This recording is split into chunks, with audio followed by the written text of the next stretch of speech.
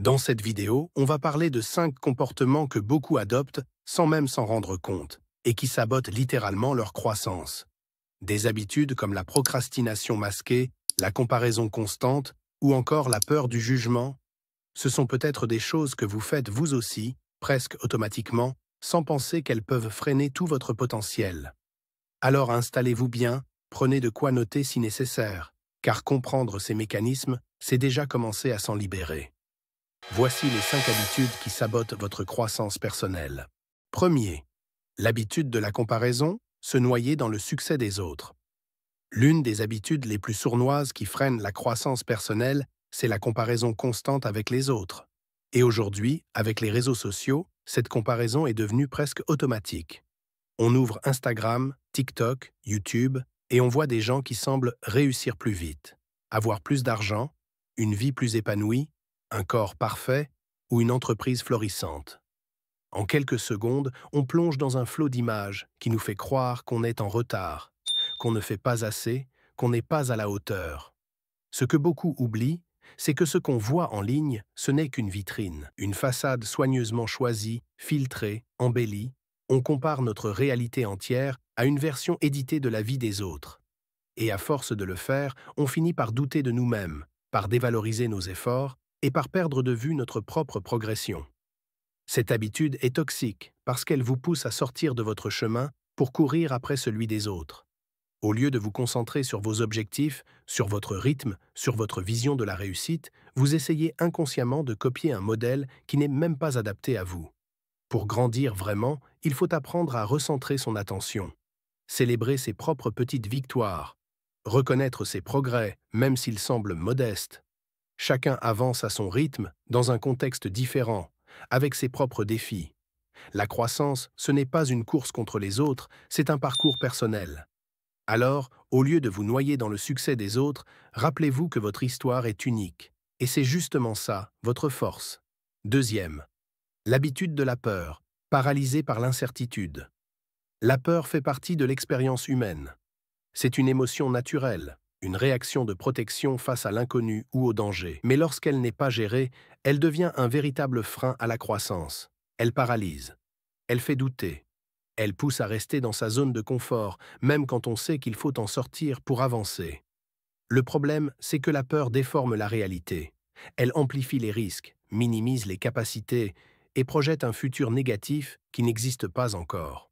À force, elle finit par nous empêcher de tenter quoi que ce soit de nouveau. Mais la bonne nouvelle, c'est qu'on peut apprendre à vivre avec la peur sans la laisser nous diriger. Voici quelques pistes concrètes. Décomposez vos objectifs en petites étapes. Un grand projet peut paraître effrayant, mais une action simple, faisable dès aujourd'hui, l'est beaucoup moins. Pratiquez la pleine conscience. Prendre quelques minutes pour respirer, se recentrer et observer ses pensées sans s'y attacher permet de réduire l'intensité de la peur. Entourez-vous d'un réseau de soutien. Parler de ses craintes à des personnes bienveillantes peut aider à relativiser, à trouver du courage et à avancer malgré l'incertitude. La peur ne disparaîtra jamais complètement.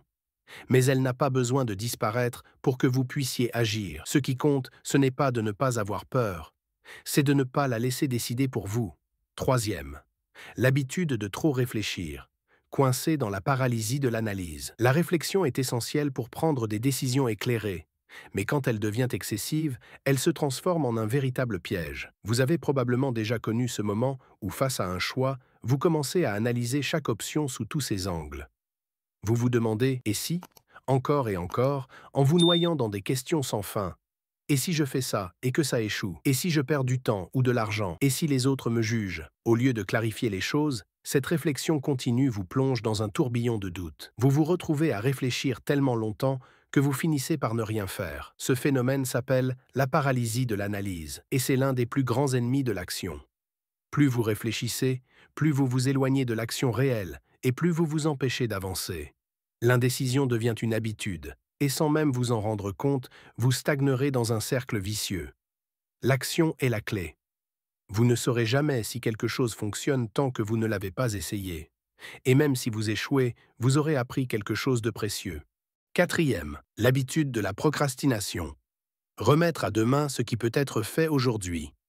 La procrastination est une habitude qui touche presque tout le monde à un moment donné.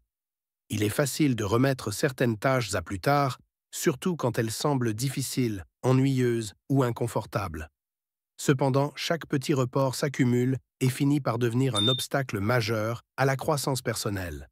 Chaque minute que vous passez à éviter une tâche importante est une minute que vous ne passez pas à avancer vers vos objectifs. Ce n'est pas seulement une question de gestion du temps, mais aussi de gestion de l'énergie et de la motivation. Le plus souvent, la procrastination est liée à une peur de l'échec ou à un manque de clarté. Vous attendez d'être prêt ou d'avoir plus de temps pour vous lancer, mais ce moment parfait ne viendra jamais. Pour combattre cette habitude, commencez par des petites actions immédiates. Divisez vos projets en étapes simples et réalisables et donnez-vous des délais réalistes. Le simple fait de commencer est souvent ce qui génère l'élan nécessaire pour continuer. Cinquième, l'habitude de l'isolement. Évitez l'aide et la collaboration.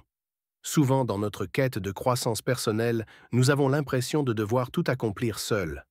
L'idée que demander de l'aide est un signe de faiblesse est une croyance limitante qui empêche beaucoup de personnes de progresser. En réalité, la collaboration et l'échange d'idées avec d'autres peuvent accélérer votre développement.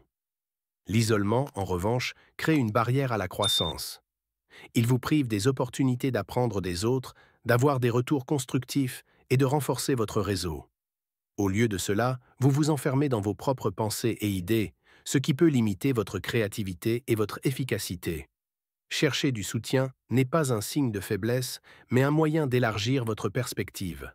Entourez-vous de mentors, d'amis, de collègues ou même de groupes de soutien qui partagent vos aspirations.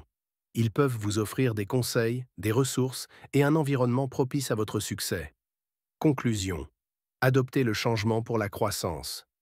Nous avons exploré ensemble 5 habitudes qui, bien que souvent invisibles, peuvent avoir un impact dévastateur sur notre croissance personnelle. La comparaison constante avec les autres, la peur paralysante de l'incertitude, la réflexion excessive qui mène à l'indécision, la procrastination qui retarde l'action, et enfin l'isolement qui nous empêche de chercher de l'aide.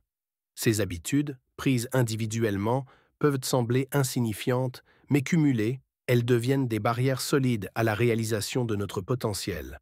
Le premier pas vers la croissance est la conscience de soi. Il est crucial de reconnaître ces comportements dans votre propre vie. C'est en prenant conscience de ces habitudes que vous pouvez commencer à les transformer. Sans cette prise de conscience, il est facile de continuer à répéter ces schémas sans même le savoir, et donc de rester bloqué là où vous êtes. Call to action. Si cette vidéo vous a parlé, likez, abonnez-vous, et surtout, partagez-la à quelqu'un qui a peut-être besoin d'entendre ce message aujourd'hui. Et dites-moi en commentaire, quelle est l'habitude parmi les 5 que vous avez reconnues dans votre propre vie? Et surtout, quelle est celle que vous décidez de changer dès aujourd'hui? Votre engagement, même dans les commentaires, c'est déjà un pas vers votre croissance. Alors faites-le. Pour vous.